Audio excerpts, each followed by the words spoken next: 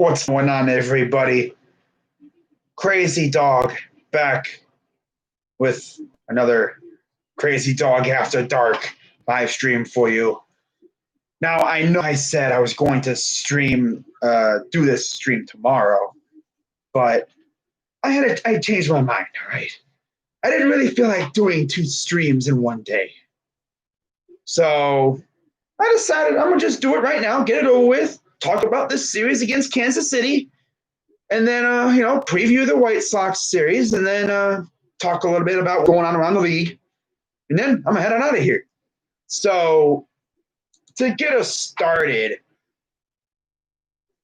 Game 1, of course, opening day against Kansas City. We had Shane Bieber on the mound, and they had Denny Duffy on the mound.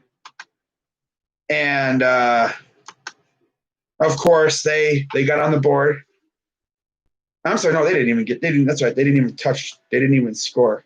But we got on the board. It was a good game. Shane Bieber, in typical ace fashion, I swear this dude's going to win at least one Cy Young with us in his career. This dude had 14 strikeouts, and that's, I believe, an Indians franchise record on opening day. I think he was like one off when it comes to MLB history on opening day.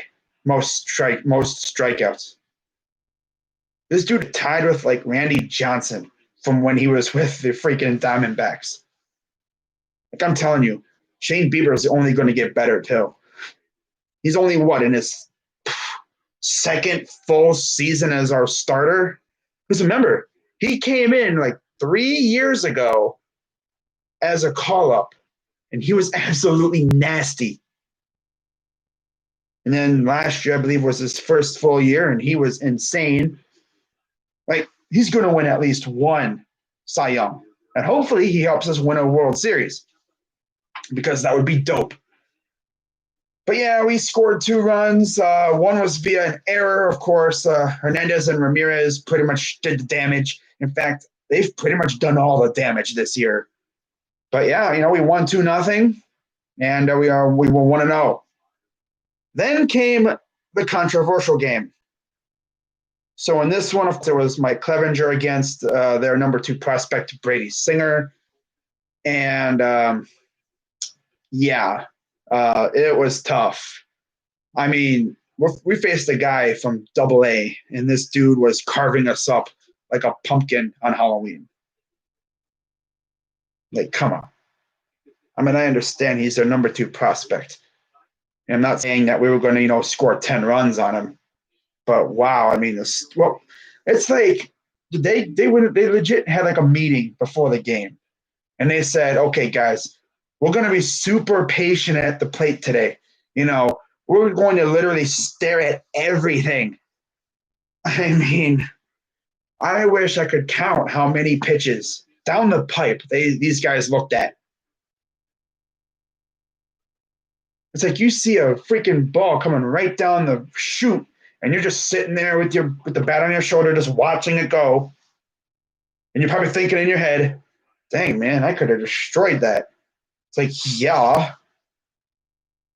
Now, of course, things got a little bit trickier when, Clevenger gave up, back-to-back ding-dongs. And it was on at that point. And then the Indians would respond a little while later, tie the game up, looking good. And it would be tied for the rest of the game.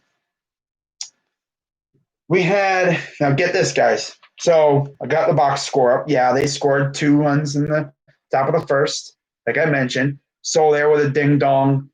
And then Perez, like I said, back-to-back. Mm-hmm. And it would be 2-0 all the way until the bottom of the 3rd inning, when we would finally get past the dish. Thank God, bro. I mean, I thought we were going to be freaking shut out. So yeah, it would be tied from the bottom of the third all the way until really the ninth. That was when we had the best chance to really do some damage. We had the bases loaded, and for some reason, we lost the clutch gene, and no one scored. I believe we also had, we also had bases loaded. I think in game one too. Couldn't do anything. So yeah, we have the inability to score with guys with bases loaded. I think it's mainly because they see bases loaded, and the first thing they want to do is, of course, put that ball over the fence and hit a grand slam and empty the bases. That's what they're trying to do. Mm-hmm. It's like you don't have to do that. I mean, you could just get base hits, draw walks, and I remember last night at the end of the game, pretty much around ninth inning, after the top of the ninth, I was like, "Watch, we're going to walk this off." And then as the guys were starting to get on base, I'm like, "This is going to be a walk-off walk, isn't it? It's going to be the most boring walk-off win that's known, and that is, of course, a walk-off walk. Although we've had a walk-off balk before, and my OG Indians fans remember that. I think it was against the Tigers. Freaking Albuquerque. I don't know how I remember his name, but he balked, and that's how we won a game. Yeah, we've won a game on a balk before. But dang. So have bases loaded, bottom of the ninth. Don't do anything with it. Then comes the drama. Mm-hmm. So for those who've been living under a rock for the past couple months, they passed a rule for this season where in extra innings, because there is only 60 games in 66 days, and they don't want teams, having 15 inning affairs and wearing out their players because, you only have so many players. They instituted a rule where for this year in extra innings, there will be a runner on second base. And I guess they explain it's assumed that there's like an error and the guy goes to second, and the guy on second would be the last guy who got out last inning. So they had their guy on base. They pinch ran, I think Brett Phillips for him, and they did the Tito thing, kind of. They pulled the Tito. They bunted, moved the guy to third, and then they sack fly. So they scored an unearned run against James Karinchak, who is an absolute beast. This dude did not give up a hit, yet he gave up a run. I mean, it was an unearned run, but yeah, he took a loss and he didn't give up a hit. Oh, I know Mike Clevenger hated that rule. I mean, that's what it's going to be. If you lose an extra inning game, you're going to absolutely hate the rule. But if you win an extra inning game, you're going to love the rule. That's how it's going to go. I just hope that after this year, they take this rule as well as any other rules that are trash, and throw them in the fire. But I mean, it makes sense for this year, because the shortened season. So yeah, we lose 3-2, and what really killed me was we literally had 3 chances in that 10th inning. We had a guy on second. Greg Allen was pinch running for Roberto Perez, and then we had a guy get on first, and they didn't move. They didn't move at all, really. Didn't bunt. We had Zimmer, we had Hernandez, and Ramirez do up. And the thing is, all 3 of those guys have speed. He could have bunted with Zimmer. I don't know if Zimmer just can't bunt or something or what, but I don't know. Kind of had me puzzled. Usually, Tito bunts in that situation. But when we need him to, he doesn't do it. I mean, did he he must have overthought it. He must have been they're probably expecting it. Well, you look and see where the third baseman is. He wasn't really, hugging the infield. I mean, he was just kind of laying back a little bit. And with Zimmer's speed, I'm sure he would have beaten it out. You would have had guys on what? Probably you would have probably had bases loaded. Oh, imagine that with nobody out. See, at that point, all you got to do is just get the ball into the outfield and you win. Could have won the game in the ninth inning that way, but no, couldn't do that. It's like you don't even need a base hit in that situation. Just get the ball into the outfield. I don't know. I'm not going to talk about it that much, you know. So we move on as Barlow got the win. And then Karinchak took the very undeserved L. And then Holland got the save. Yep. So let's fast forward to today. Now, we had Cookie Carrasco making his first start in well over 400 days, just over a year. He made a couple of relief appearances last year during his bout with cancer, but he has not made a start in, like I said, over a year, since before like the All-Star break. I think wow before then. And this dude came out and was phenomenal. 10 strikeouts. And we only allowed 2 runs, and that's really only because, you know, they went at Franmil Reyes, who for some reason was in left field. Sometimes they'll do that. They'll put their worst outfielder in, you know, try to hide him in a spot like that, you know, especially against like maybe a lefty, you know, dominant lineup. But of course, they went opposite field, and Franmil in his big frame just couldn't keep up with the ball, and the ball went over his head a couple times and scored 2 runs. That's how it went. Could have been a lot worse, though. But yeah, Carrasco got the win. Bolaños got the loss. Jose Ramirez homered twice. He scored pretty much half our runs. Almost half our runs. He scored on a solo shot and a 3-run blast, so he leads the team in home runs by default. That's great to see. You know, it's good to see Jose out here hitting dongs, but it seems like Francisco Lindor is going through what Jose went through last year, because this dude is, 2 hits? Maybe 1 or 2 hits the entire season so far. I mean, again, it's only like 3 games in, but this dude better, you know, start getting hot, man, because I'm not really worried right now. But if this continues until like middle August, it's like, gosh. Because he did this last year. He ended last year like this. He ended last year on a little bit of a funk, and that's partially why we missed the playoffs. You can't be doing that.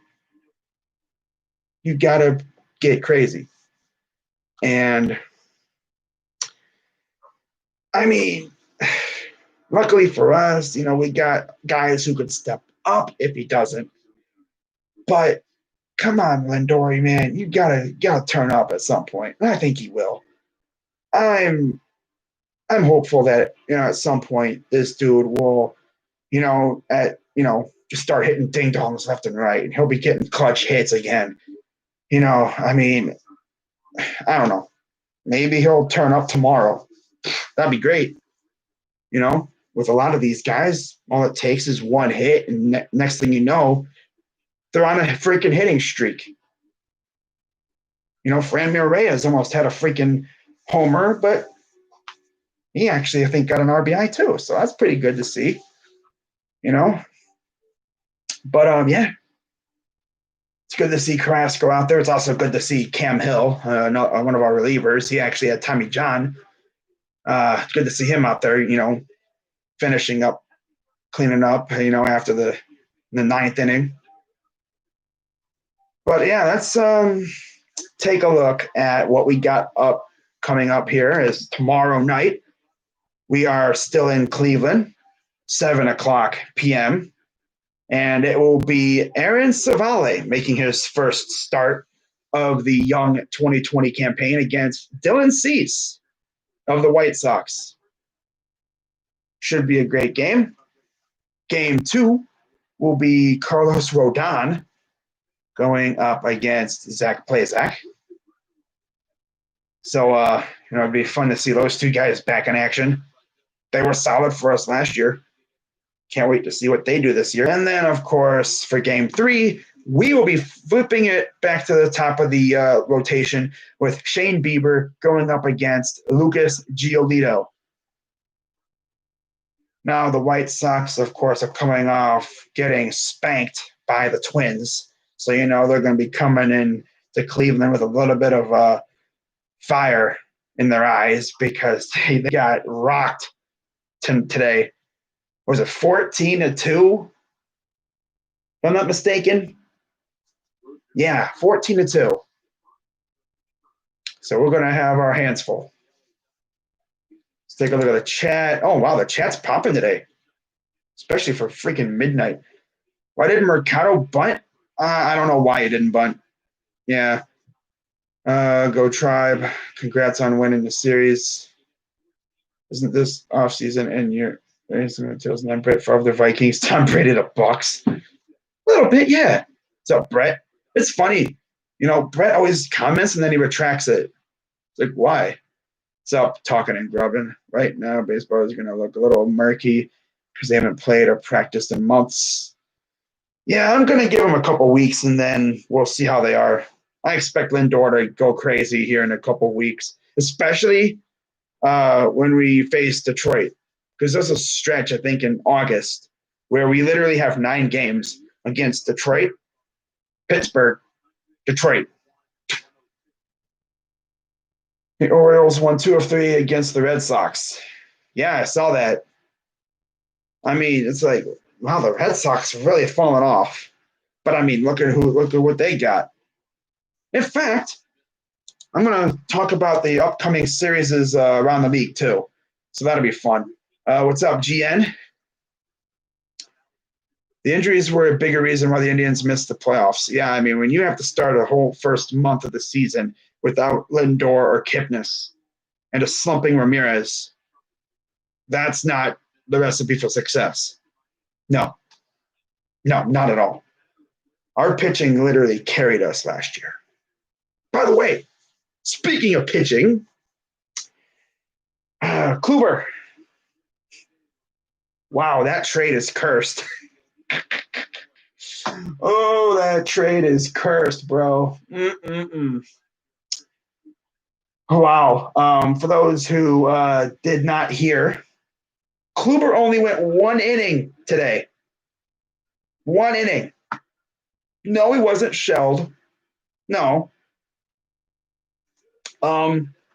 He had, I believe, was it stiffness or soreness in his shoulder? So if you're keeping track at home, that means that trade is a complete bust because Kluber's hurt. DeShields has the virus, and Clase suspended. What a trade. Marlins are 2-1. Yep. Yeah, the Marlins could be a team that might be able to keep up from maybe. They have young talent. It's not like they're the Tiger. I mean, the Tigers have some players, but I don't expect them to keep up either. I mean, they're 2-1 too. They freaking took 2 of 3 against the Reds. The almighty Reds. Like, dude, that's crazy. The Padres are 2-1. I mean, again, it's only the first 3 games. We'll see if these guys are still hanging around come mid-August.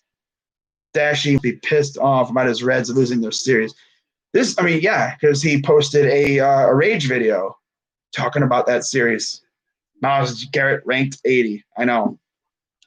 That's going to put a big chip on his shoulder. You already know that. Oh, wow. What's up, Steele Jackson? It looks like the Phillies have a new rival. Dude, literally, the Marlins do to the Phillies like the White Sox do to us. They always give them trouble. It's crazy. So with that being said, let's see what pitching matchups are on the docket for tomorrow in the MLB. It's like I heard who, because I believe the Mets actually play the Red Sox tomorrow, starting tomorrow. So let's see what we got on the docket here. By the way, we got some. Let's go through the final scores too.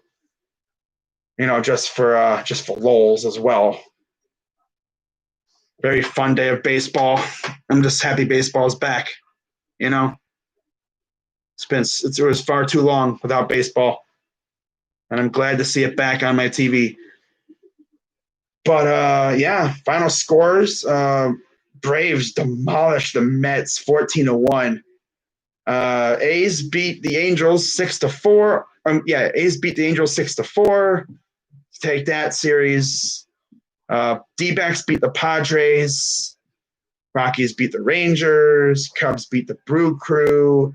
Pirates beat the Cardinals. It's funny because Steel Maiden came into my stream before that game started. He's like, oh, I'm just getting ready to watch my Pirates get swept. It's like, oh, really? What happened there, huh? Twins beat the White Sox. Mariners beat the Astros. By the way, Verlander got hurt early. People actually thought early reports were that he's out for the year, but apparently he may not be out for the year. So we'll see what develops there. O's beat the Red Sox 7-4. Hate to see it. Tigers beat the Reds. Again, hate to see it. We beat the Royals, of course. Rays beat the Blue Jays in 10 innings. So they got to experience the lovely runner on second rule. I'm sure the Blue Jays fans absolutely love that rule. Marlins beat the Phillies 11-6. Yankees beat the Nats 3-2. And in the top of the sixth right now, it is tied at 1 in LA. So tomorrow, let's see what we got on the docket for tomorrow's game. Oh, we got more Angels A's. I'm sorry, so that series is still going, actually. Today. D-backs Padres, they're still rolling. Jays Nationals will start a series. Ooh, that's going to be fun. Braves Rays, Cubs Reds, Yankees Phillies. Ooh, Yankees and Phillies. Brewers and Pirates. Oh, wow, Steel Maiden's going to love that one. O's. Oh, we get O's and Marlins. Ooh. The O's and the Marlins face off. We got a little bit of a farm battle here, eh? Mariners, Astros keep going. Royals face the Tigers. Again, this is, I guess, the AL Central farm battle. Two teams that are just not very good. The basement battle. Yeah, there you go. In the AL Central, we face the White Sox, and the Mets face the Red Sox. Love it. And let's see if I can find the pitching matchups. They used to have the pitching matchups. Oh, here we go.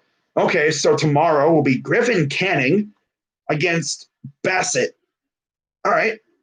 Should be a good matchup there. Weaver against Lechesi. We get Anibal Sanders against Thornton. Fultonavich against Ooh, Fultonavich and Glasnow tomorrow. Ooh, okay.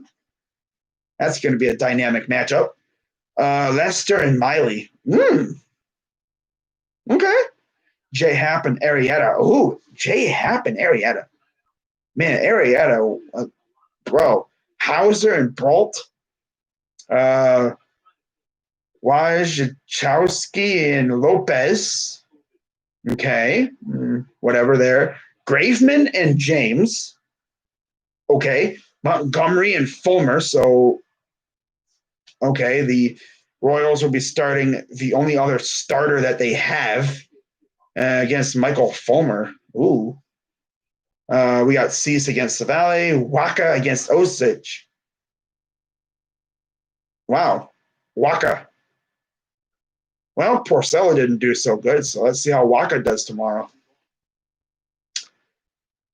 And then for game number for Tuesday, July 28th, let's see Roark and Voth, Garrett Cole and Eflin. Ooh. Wright and Chirinos. Okay. Mills and Maley. Oh, wow. Lindblom and Holland. Stewart and Hernandez. The Royals have not named their starter, although I'm going to guess it could be another bullpen game against Agrazal, Rodon, and Plazak. They have not named a starter. The Mets have not named a starter, and they're facing, who's that, Mike Hall? Where is Boston finding these pitchers? I've never heard of that guy. Carlos Martinez and Bailey. Ooh, Homer Bailey? Wow. Kelly and Gibson, Bueller, Valdez. Oh, yeah, we get Dodgers-Astros, rematch of the 2017 World Series. Senzatella and Mengden. You get Sheffield against undecided right now, and then you have two pitchers that have yet to be announced for San Diego and San Fran. Wow, we get to see Justice Sheffield. All the people remember that when he was in the Indians farm system back in like 2016 when we traded him to the Yankees for Andrew Miller. And never forget that one trade that we almost made that would have sent Yul Chang to Milwaukee for freaking Jonathan Lucroy. Never forget that trade. That douchebag literally said, nah, I don't want to go to Cleveland. And it's funny. Ever since he denied that trade, he's been virtually irrelevant in the league. Like, the dude's been on, 3 or 4 teams since then. He's been team bouncing ever since. He has not stuck around on a single team. It's almost like the baseball gods instilled karma on him. He could have been a part of a freaking pennant winner. But no, his team just stunk. So we're going on July 29th. I'm going to do probably the whole week. So, yeah, Marquez and Montas. Okay, Montas, Rockies and A's. That'd be a fun series. Bumgarner and Lance Lynn. Ooh. Wow. Blue Jays and Nats. They have not announced that starter yet. Giolito and Bieber, like I mentioned. Hendricks and Sonny Gray. Woodruff, Musgrove, Nola, Montgomery, and Jordan Montgomery and Nola. Soroka will face somebody from the Rays. They have not announced yet. Evaldi will face DeGrom. Ooh. Some dynamic matchups coming up this week. You get May against the Astros. They have not announced their starter. Matt Boyd against Danny Duffy. A battle of lefties. Alcantara against Malone. Mikolas against Rich Hill. And then the Padres and Giants have not announced their starters for the series. And then Dunn will face off against the Angels. They have not announced their starter yet. So we're going to continue on until Thursday, see if there's any matchups that have been announced. I highly doubt ours has not been announced yet. Get Luis Castillo against Darvish, Cubs Reds. That's cool. Wheeler on the mound against the Yankees. Yeah, okay. I think I'm getting a little too far here. So I'm going to just stop it there. Although there will be an Ivan Nova against Brady Singer matchup. So they're actually going to probably keep him up in the majors. Wow. Yeah, so safe to say, wait, what happened? Oh, you went, okay. Are you ready for playoff hockey? Oh, dude, I am too. I'm so ready for playoff hockey. What's going on, sports expert? Why aren't you monetized yet? I just haven't gotten around to monetizing. I have watch hours and everything. I just haven't gotten around to requesting monetization yet. At some point, I will try to monetize my videos. Yeah. But how about what happened to Shohei Ohtani today, huh? Dude does not get an out in 30 pitches, and yeah, what a return, right? Yeah, freaking sucks. So we've been rolling for about half an hour. What's up, Tyler? And let's see, what else should I look up? I'm going to look up one more thing, I think, real quick. Ooh, you know what? Let's do this. Let's look up, because I'm really curious. Let's look up. Where are they at?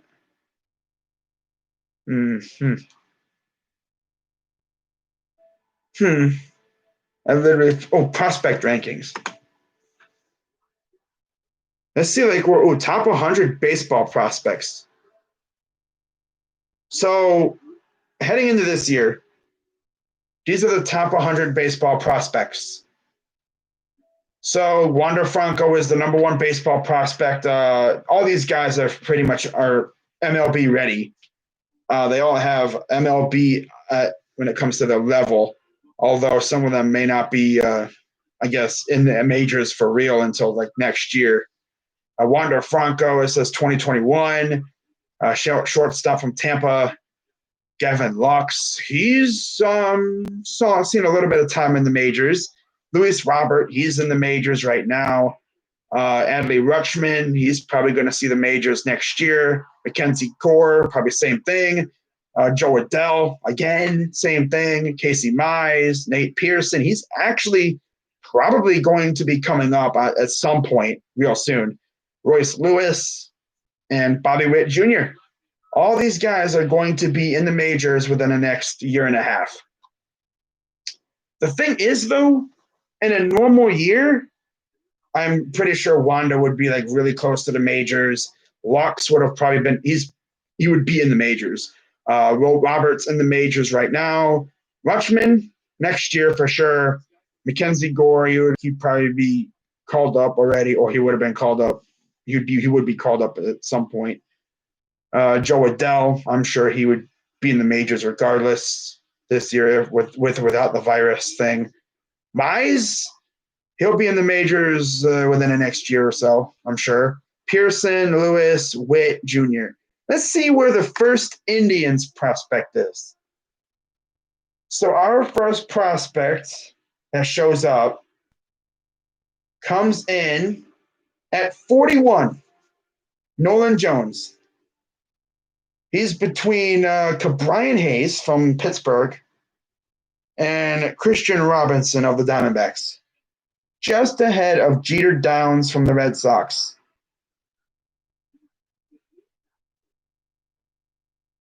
So, yeah. Now, just for lulz, let's see how the teams in my division look like. Let's see what they look like when it comes down to it. Ooh, can I do freaking top 100 Indians prospects just for lulz? Oh, it just shows you teams. So we have two, Nolan Jones and Tyler Freeman. Those are the only two players in the top 100. But let's do top 30 by team. Let's go to the Indians, see who our top 30 guys are. So Nolan Jones is number one, obviously. He's number 41 in the whole major leagues. Number 2 is Tyler Freeman. Number 3 is Bo Naylor. George Valera's 4. Espino, number 5. Rocchio, number 6. Yeah, pretty much quite a few of them are actually MLB ready. Wait, do they have Ethan Hankins? There's Tristan McKenzie at 9. He's in Double-A. Do they have like our rookies yet? Even though they probably won't be able to do much of anything because there's Mr. Suspended, Emmanuel Class A. He's number 15. That's nice. Yeah, that's great. Mr. Suspended. Dude really takes an anabolic steroid. And the funny thing is, they always do the same thing. They say, I didn't know it was a steroid. It's like, well, dude, how about you ask your freaking supplier or whatever. Ask the person, is this a steroid? And even ask the league before you take it. Be like, is this a steroid? I'm just making sure. Because if it is, I won't do that. I won't take it. I just wanted to make sure. Be safe with it. All right, since I know Steele Jackson is in the stream, or at least he was, let's see how their farm system looks. I'll probably go for another 5 minutes. Brian Hayes is number 1. Did not see him in the exhibition games. O'Neal Cruz, we saw him. Quinn Priester, Leover Peguero, Travis Swiggerty, Brennan Malone, Sammy Ciani, Jared Oliva, Cody Bolton, Ji-Hwan.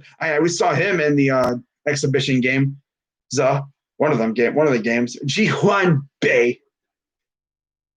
Wow. Ji-Hwan. Cal Mitchell, Tanaj Thomas, former Indians prospect, by the way. I believe he was involved in a Luplo trade too. Mason Martin, Santiago Flores, Kevin Kramer, Will Craig. Why does that name sound familiar? That's weird. Lolo Sanchez, Kranick, Gorski, Rodolfo Castro, Rodolfo Nola. I have two dudes named Rodolfo. Yeah, that's funny. Oh, Cedarland, Jared Triolo. Yeah, that's their prospects. Now it's crazy too because you look at them and it's like you look at the Yankees and it's like, oh my God. Their number one prospect is I guess what I don't know what's his nickname, the Martian or whatever, freaking Jason Dominguez. I seen a video of this kid a few days ago. He's like 17 years old, and the dude is jacked. He's an outfielder. God, dude, he's gonna have so much hype around him when he comes up. That's gonna be crazy. They have Clark Schmidt. They have Davy Garcia, Oswald Peraza, Luis Gil, Esteban Florial, Alexander Vizcaino, Yorandres Gomez, freaking Anthony Volpa, Luis Medina, Albert Abreu, Kevin Alcantara, outfielder Everson Pereira, Miguel Yahur, Anthony Siegler, Nick Nelson, Sycamore, TJ Sycamore, Alexander Vargas, Kenan Smith, Antonio Gomez, Josh Bro, Michael King. He's pretty decent. Frank Herman, Anthony Garcia. Yeah. I mean, like, their top five is insane. Like, Davy Garcia, he's major league ready. Clark Schmidt, they say he could be in the majors this says this year, but I'm sure he'll be full-time next year. Oswald Peraza, Esteban Florial's in the majors. He's major league ready. It says 2022, though. Oh, wow. What the heck? The freaking Giants outfielder caught the ball and then it opened the bullpen door. Freaking catcher's like, bro, shut the door, bro. Haven't you ever heard of knocking?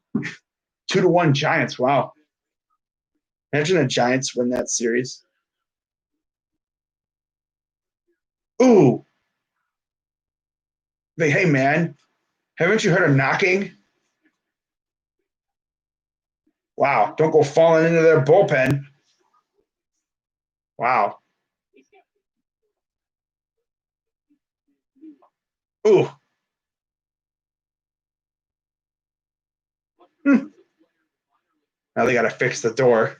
Make sure it's clamped shut so it doesn't happen again. All right, what else are we talking about?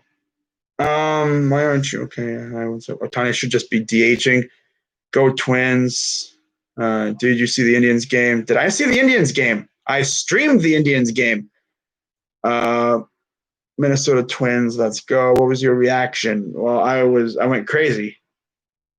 Yeah, I streamed the Indians game. It was lit. At the end of the game, I was out here trying to like do my Jose impression where he was like, home run pitch. I was like, come on, man, home run pitch. Hit the home run pitch. That's at the home run pitch. Hit their home run pitch. But yeah, that was a lot of fun. But I think it's about time I wrap this up. And of course, I'll do another Browns training camp preview thing tomorrow. Of course, there's only two position things left to do. I got running backs / fullback because yes, we have a fullback. And yeah. But that's essentially all I got to say. So with that being said, guys, I'm going to wrap this up and I'm going to wow. And see you guys tomorrow for first my Browns training camp position preview. And then I'll be streaming White Sox Indians tomorrow night. Should be a good game. I mean, it'll be fun to see Savali back on the mound. I'm excited to see what he's got to offer because so far, what I've seen from our three best pitchers is really good stuff. And it still really sucks that literally Karinchak took the L when he didn't give up a hit. Didn't give up a hit, didn't give up a run, still took an L because Manfred wanted to create a rule. I mean, I honestly understand it this year, but I honestly, like I said, I hope they take this rule and they throw it in the fire. They just never bring it back because this rule sucks. You know, it's, I mean, again, it fits this year because short season, you know, and you don't really want to wear out your guys in a 15-inning game. I mean, there could still be a 15-inning game with this rule, but yeah, that's essentially going to wrap it up. And I'll see you guys tomorrow. So until then, I'm KRAZY Dawg at 99. Let's go Tribe. And I'm out.